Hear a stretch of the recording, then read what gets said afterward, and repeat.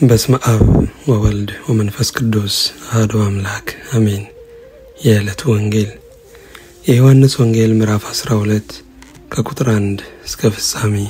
ከፋሲካም በፊት በስድስተኛው ቀን ኢየሱስ ከሙታን ያስነሳው አልዓዛር ወደ ነበረበት ወደ ቢታንያ መጣ። በዚያም ራት አደረጉለት። ማርታም ታገለግል ነበር። አልዓዛር ግን ከእርሱ ጋር ከተቀመጡት አንዱ ነበረ። ማርያምም ዋጋው እጅግ የከበረ የጥሩ ናርዶስ ሽቱ ንጥር ወስዳ የኢየሱስን እግር ቀባች። በጠጉሯም እግሩን አንበሰች። ቤቱም ከናርዶስ ሽቱ ሞላ። ነገር ግን ከደቀ መዛሙርቱ አንዱ አሳልፎ ሊሰጠው ያለው የስምዖን ልጅ አስቆሮቱ ይሁዳ ይህ ሽቱ ለ300 ዲናር ተሽጦ ለድሆች ያልተሰጠ ስለምንድን ነው አለ። ይህንንም የተናገረ ሌባ ስለነበረ ነው እንጂ ለድሆች ተገዶላቸው አይደለም። ከረጢትም ይዞ በውስጡ ከሚገባው ይወስድ ስለነበረ ነው። ኢየሱስም ለምከበርበት ቀን እንድትጠብቀው ተዋት፣ ድሆችስ ሁል ጊዜ ከእናንተ ጋር ይኖራሉና እኔ ግን ሁል ጊዜ ከእናንተ ጋር አልኖርም አለ። ከአይሁድም ብዙ ሕዝብ በዚያ እንደነበረ አውቀው መጡ። ከሙታንም ያስነሳውን አልዓዛርን ደግሞ እንዲያዩ ነበር እንጂ ስለ ኢየሱስ ብቻ አይደለም። የካህናት አለቆችም አልዓዛርን ደግሞ ሊገሉት ተማከሩ። ከአይሁድ ብዙዎች ከእርሱ የተነሳ ሄደው በኢየሱስ ያምኑ ነበርና። በማግስቱ ወደ በዓሉ መጥተው የነበሩ ብዙ ሕዝብ ኢየሱስ ወደ ኢየሩሳሌም እንዲመጣ በሰሙ ጊዜ የዘንባባ ዛፍ ዝንጣፊ ይዘው ሊቀበሉት ወጡና ሆሳዕና በጌታ ስም የሚመጣ የእስራኤል ንጉሥ የተባረከ ነው እያሉ ጮኹ። አንቺ የጽዮን ልጅ አትፍሪ፣ እነሆ ንጉሥሽ በአህያ ውርንጭላ ተቀምጦ ይመጣል ተብሎ እንደተጻፈ ኢየሱስ የአህያ ውርንጫ አግኝቶ በእርሱ ተቀመጠ። ደቀ መዛሙርቱም ይህንን ነገር በመጀመሪያ አላስተዋሉም። ነገር ግን ኢየሱስ ከከበረ በኋላ በዚያን ጊዜ ይህ ስለ እርሱ እንደተጻፈ ይህንም እንዳደረጉለት ትዝ አላቸው። አልዓዛርንም ከመቃብር ጠርቶ ከሙታን ሲያስነሳው ከእርሱ ጋር የነበሩት ሕዝብ ይመሰክሩለት ነበር። ስለዚህ ደግሞ ሕዝቡ ይህንን ምልክት እንዳደረገ ስለሰሙ ሊቀበሉት ወጡ። ስለዚህ ፈሪሳውያን እርስ በርሳቸው አንድስ እንኳን ልታደርጉ እንዳይቻላችሁ ታያላችሁን? እነሆ ዓለሙ በኋላው ተከትሎት ሄዷል ተባባሉ። በበዓሉም ሊሰግዱ ከወጡት አንዳንዶቹ የግሪክ ሰዎች ነበሩ። እነርሱም ከገሊላ ቤተሳይዳ ወደሚሆን ወደ ፊልጶስ መጥተው ጌታ ሆይ ኢየሱስን ልናይ እንወዳለን ብለው ለመኑት። ፊልጶስም መጥቶ ለእንድርያስ ነገረው። እንድርያስና ፊልጶስ መጥተው ለኢየሱስ ነገሩት። ኢየሱስም መለሰላቸው እንዲህ ሲል የሰው ልጅ ይከብር ዘንድ ሰዓቱ ደርሷል። እውነት እውነት እላችኋለሁ የስንዴ ቅንጣት በምድር ወድቃ ካልሞተች ብቻዋን ትቀራለች፣ ብትሞት ግን ብዙ ፍሬ ታፈራለች። ነፍሱንም የሚወድ ያጠፋታል፣ ነፍሱንም በዚህ ዓለም የሚጠላ ለዘላለም ሕይወት ይጠብቃታል። የሚያገለግለኝ ቢኖር ይከተለኝ፣ እኔም ባለሁበት አገልጋዬ ደግሞ በዚያ ይሆናል። የሚያገለግለኝም ቢኖር አብ ያከብረዋል። አሁን ነፍሴ ታውካለች፣ ምንስ እላለሁ? አባት ሆይ ከዚህ ሰዓት አድነኝ።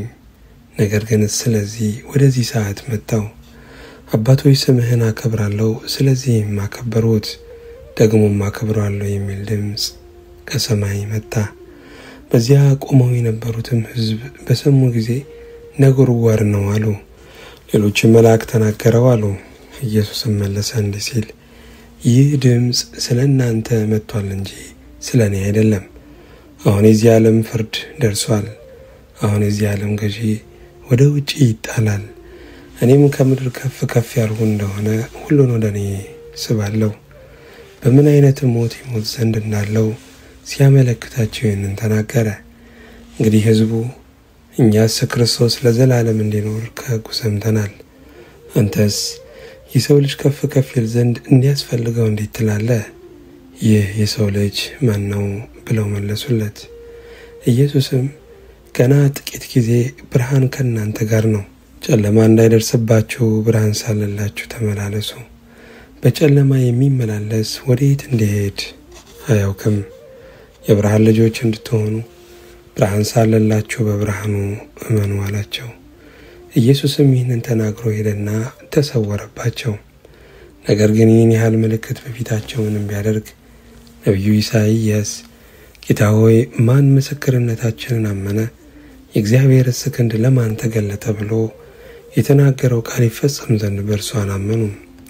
ኢሳይያስ ደግሞ በዓይኖቻቸው እንዳያዩ በልባቸውም እንዳያስተውሉ እንዳይመለሱም እኔም እንዳልፈውሳቸው ዓይኖቻቸውን አሳወረ ልባቸውን አደነደነ ብሏልና ስለዚህ ማመን አቃታቸው።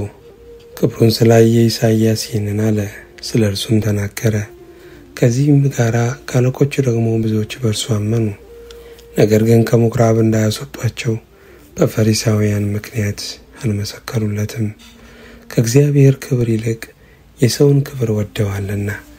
ኢየሱስም ጮኸ እንዲህም አለ፣ በእኔ የሚያምን በላከኝ ማመኑ ነው እንጂ በእኔ አይደለም። እኔንም የሚያይ የላከኝን ያያል። በእኔ የሚያምን ሁሉ በጨለማ እንዳይኖር እኔ ብርሃን ሆኜ ወደ ዓለም መጥቻለሁ። ዓለምን ላድን እንጂ በዓለም ልፈርድ አልመጣሁምና። ቃሌን ሰምቶ የማይጠብቀው ቢኖር የምፈርድበት እኔ አይደለሁም። የሚጠላኝ ቃሌንም የማይቀበለው እርሱ የሚፈርድበት አለው። እኔ የተናገርኩት ቃል እርሱ በመጨረሻው ቀን ይፈርድበታል። እኔ ከራሴ አልተናገርኩምና፣ ነገር ግን የላከኝ አብ እርሱ የምለውን የምናገረውንም ትእዛዝ ሰጠኝ። ትእዛዙም የዘላለም ሕይወት እንደሆነች አውቃለሁ። ስለዚህ እኔ የምናገረውን አብ እንደነገረኝ እንዲሁ እናገራለሁ። ምስጋና ለእግዚአብሔር ይሁን። የሐዋርያው የቅዱስ ጳውሎስ መልእክት ወደ ኤፌሶን ሰዎች ምዕራፍ 2 ከቁጥር 13 እስከ ፍጻሜ። አሁን ግን እናንተ በፊት ርቃችሁ የነበራችሁ በክርስቶስ ኢየሱስ ሆናችሁ በክርስቶስ ደም ቀርባችኋል። እርሱ ሰላማችን ነውና ሁለቱን ያዋሃደ በአዋጅ የተነገሩትንም የትእዛዝን ሕግ ሽሮ በመካከል ያለውን የጥል ግድግዳን በሥጋው ያፈረሰ፣ ይህም ከሁለታቸው አንድን አዲስን ሰው በራሱ ይፈጥር ዘንድ ሰላምን ያደርግ ዘንድ ጥልንም በመስቀሉ ገሎ በእርሱ ሁለታቸውን በአንድ አካል ከእግዚአብሔር ጋር ያስታርቅ ዘንድ ነው። በልተውም ርቃችሁ ለነበራችሁ ለእናንተ ሰላምን፣ ቀርቦ ለነበሩትም ሰላምን የምሥራች ብሎ ሰበከ። በእርሱ ሥራ ሁላችን በአንድ መንፈስ ወደ አብ መግባት አለንና። እንግዲህስ ከእንግዲህ ወዲህ ከቅዱሳን ጋር ባላጋራዎችና የእግዚአብሔር ቤተሰቦች ናችሁ እንጂ እንግዶችና መጻተኞች አይደላችሁም። በሐዋርያትና በነቢያት መሠረት ላይ ታነጻችኋል። የማዕዘኑም ራስ ድንጋይ ክርስቶስ ኢየሱስ ነው። በእርሱም ሕንፃ ሁሉ እየተጋጠመ በጌታ ቅዱስ ቤተ መቅደስ እንዲሆን ያድጋል። በእርሱ እናንተ ደግሞ ለእግዚአብሔር መኖሪያ ለመሆን በመንፈስ አብራችሁ ትሠራላችሁ። ምስጋና ለእግዚአብሔር ይሁን። ሁለተኛይቱ የሐዋርያው የቅዱስ ዮሐንስ መልእክት ምዕራፍ 1 ከቁጥር 1 እስከ 8። በእኛ ስለሚኖርና ከእኛ ጋር ለዘላለም ስለሚሆን እውነት እኔ ሽማግሌው በእውነት ለምወዳቸውና እኔ ብቻ ሳልሆን እውነትን የሚያውቁ ሁሉ ደግሞ ለሚወዷቸው ለተመረጠች እመቤትና ለልጇ ከእግዚአብሔር አብና ከአብ ልጅ ከኢየሱስ ክርስቶስ ጸጋና ምሕረት ሰላምም በእውነትና በፍቅር ከእኛ ጋር ይሆናሉ። ትእዛዝን ከአብ እንደተቀበልን ከልጆችሽ በእውነት የሚሄዱ አንዳንዶችን ስላገኘኋቸው እጅግ ደስ ብሎኛል። አሁንም እመቤቴ ሆይ እርስ በርሳችን እንድንዋደድ እለምንሻለሁ። ይህች ከመጀመሪያ በእኛ ዘንድ የነበረች ትእዛዝ ናት እንጂ አዲስ ትእዛዝ እንደምጽፍልሽ አይደለም። እንደ ትእዛዙም እንሄድ ዘንድ ይህ ፍቅር ነው። ከመጀመሪያ እንደሰማችሁ በእርሷ ትሄዱ ዘንድ ትእዛዙ ይህች ናት። ብዙ ሐሳቾች ወደ ዓለም ገብተዋልና እነርሱም ኢየሱስ ክርስቶስ በሥጋ እንደመጣ የማያምኑ ናቸው። ይህ ሐሳቹና የክርስቶስ ተቃዋሚ ነው።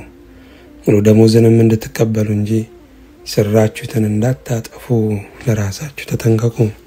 ለሚወጣ ሁሉ በክርስቶስም ትምህርት ለማይኖር ሰው አምላክ የለውም።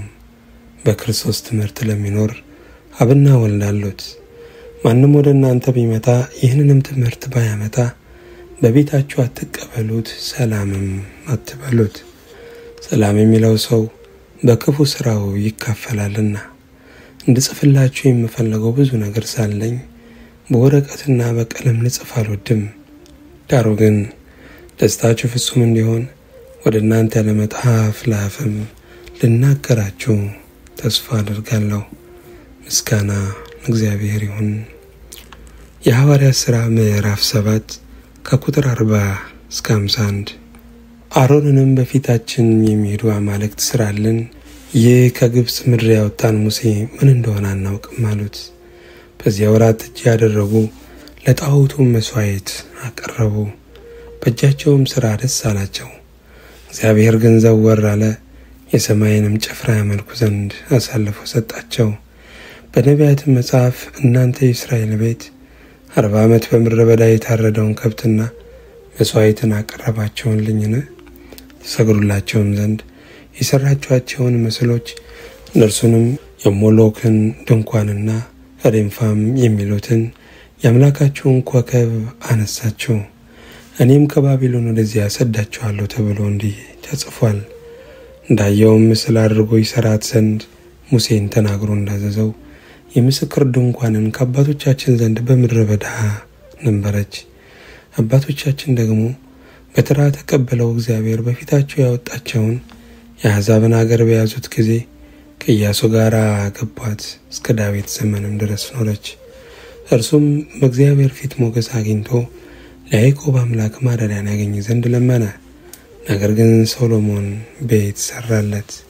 ነገር ግን ነቢዩ ሰማይ ዙፋኔ ነው፣ ምድርም የእግሬ መረገጫ ናት፣ ለእኔ ምን አይነት ቤት ትሰራላችሁ ይላል ጌታ? ወይስ የማርፍበት ስፍራ ምንድን ነው? የእነሱ ሁሉ እጅ የሰራቸው አይደለምን እንዳለ ልዑል የሰው እጅ በሰራቸው አይኖርም።